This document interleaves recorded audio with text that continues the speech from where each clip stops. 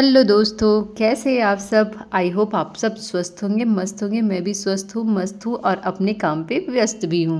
तो चलिए, सबसे पहले इसके लिए मैं मेज़रमेंट ले लेती हूँ और इसके लिए मुझे आर्म होल के मेज़रमेंट चाहिए, जिसके लिए हमने ब्लाउज़ के बैक पार्ट के आर्म होल को इस तरह से 1.5 इंच सिलाई मार्जिन का मार्क कर लेंगे अलग से, और ऊपर की तरफ में 1/2 इंच सिलाई मार्जिन का अलग से मार्क करके इस तरह से मेजरिंग टेप को पूरे राउंड पे घुमाते हुए इसका आर्म होल निकाल लेंगे। और मुझे इसका आर्म होल मिला है 7.5 इंच पे, तो 1/2 इंच में फ्रंट आर्म होल जो हम लोग डीप करेंगे उसके लिए बढ़ाते हुए 8 इंच में को इसका आर्म होल मिल जाएगा।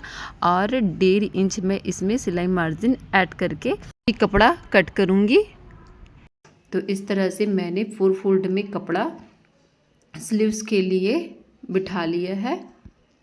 अब उसके बाद में ये मैं चौड़ाई इसकी मेज़र कर रही हूँ, क्योंकि समथिंग मेरे को 8 इंच का आर्म होल और 1.5 इंच मार्जिन चाहिए, तो उसके अकॉर्डिंग यहाँ पे मैं मेज़र करके कपड़ा सेट कर रही हूँ, ताकि एक्स्ट्रा फैब्रिक मेरा ज़्यादा वेस्ट मत जाए। अब इस तरह से मैं लेंथ ले रही हूँ। लेंथ रखूँगी मैं 10 इंच पे। इस तरह से 9 इंच रेडी मिलेगा मुझे, 10 इंच पे मैं रखूँगी और 1 इंच जो है वो सिलाई मार्जिन में निकल जाएगा।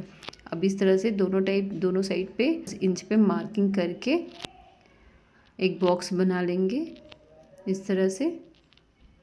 अब इस तरह से मेजरिंग टेप को स्लीव्स के ऊपर वाली साइड से रखते हुए 2.5 इंच पर मार्किंग कर लेंगे, और सेम मार्किंग हम लोग नीचे वाली साइड पे भी करेंगे। 2.5 इंच पे मार्किंग और एक स्ट्रेट लाइन खींच लेंगे।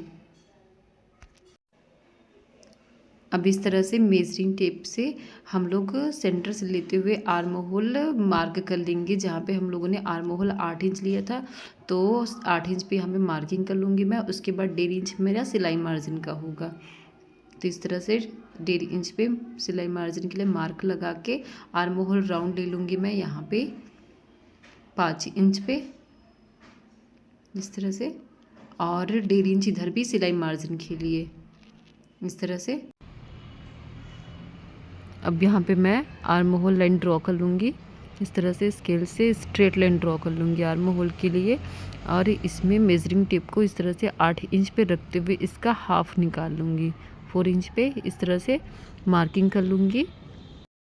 अब इस तरह से इसे स्लीव्स का शेप दे दूँगी, इसे डाउन कर लूँगी थोड़ा सा इस तरह से। ऊपर मेरा मार्किंग अभी भी थोड़ा सा बाकी है, इसलिए मैं ऊपर की तरफ शेप नहीं दे रही हूँ।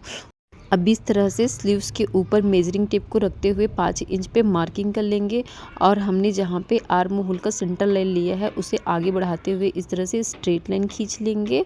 और सबसे पहले डॉटेड लाइन में इस तरह से मार्किंग कर लेंगे, मतलब एक स्लीव्स का शेप देंगे डॉटेड लाइन में।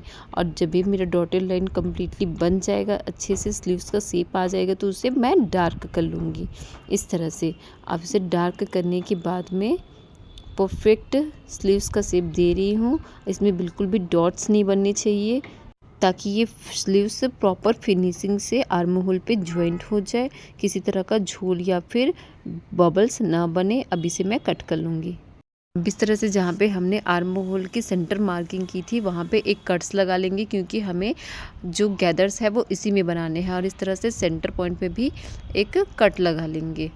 अब इस तरह से मेरा अस्तर का फैब्रिक तो कट गया। अब चलिए मेन फैब्रिक पे इसकी कटिंग कर लेते हैं। इस तरह प्रॉपर बिठाते हुए हाफ इंच का एक्स्ट्रा फैब्रिक लेते हुए इसे प्रॉपर तरीके से कट कर लेंगे। अब चलिए आ जाते हैं मशीन पे और इसकी कर लेते हैं अस्तर ज्वाइंट। मेन फैब्रिक की सीधे वाले साइड पे अस्तर को रखते हुए स्लीव्स के राउंड को सबसे पहले ज्वाइंट करते हैं। इस तरह से ज्वाइंट लगाना स्टार्ट करेंगे। अब बस्तर को पलट के इस तरह से उसके ऊपर नेल्स लगा लेंगे, और जहाँ पे हमारा सिलाई मार्जिन आ रहा है उस तरफ पे पलटा लेंगे नेल्स लगाने के बाद। अब इस तरह से अस्तर को पलट के इसके ऊपर में भी एक सिलाई लगा लेंगे।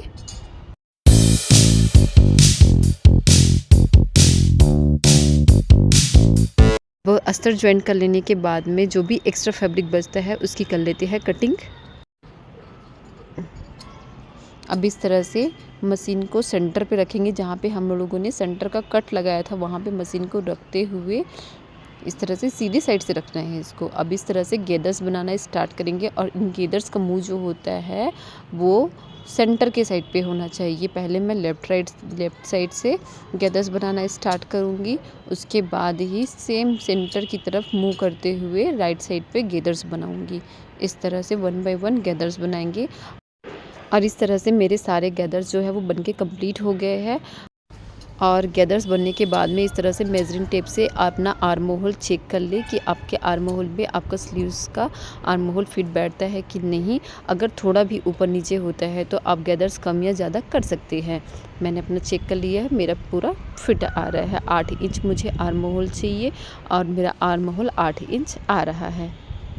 अब सेम टेक्निक से मैं बस दूसरे साइड से गैदर्स बना लूँगी और गैदर्स कंप्लीट होने के बाद में इसे मैं कर लूँगी अपने आर्म होल पे जॉइंट।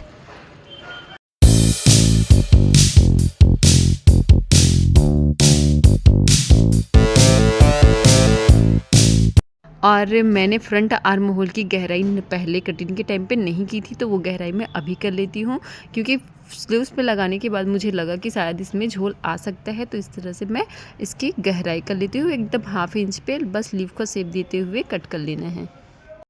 अब चलिए कर लेते हैं स्लीव्स जॉइंट। और स्लीव्स जॉइंट करना स्टार्ट करेंगे। जहाँ पे मैंने सेंटर पे नोच लगाया था उसको सेंटर टू सेंटर मिलाते हुए इस तरह से स्टिच लगाना स्टार्ट करेंगे। और हाँ, और जहाँ पे मैंने फ्रंट स्लीव के आर्म होल पे गहराई दी थी उसे फ्रंट साइड पे लगाते हुए इस तरह से स्लीव्स जॉइंट कर लेंगे।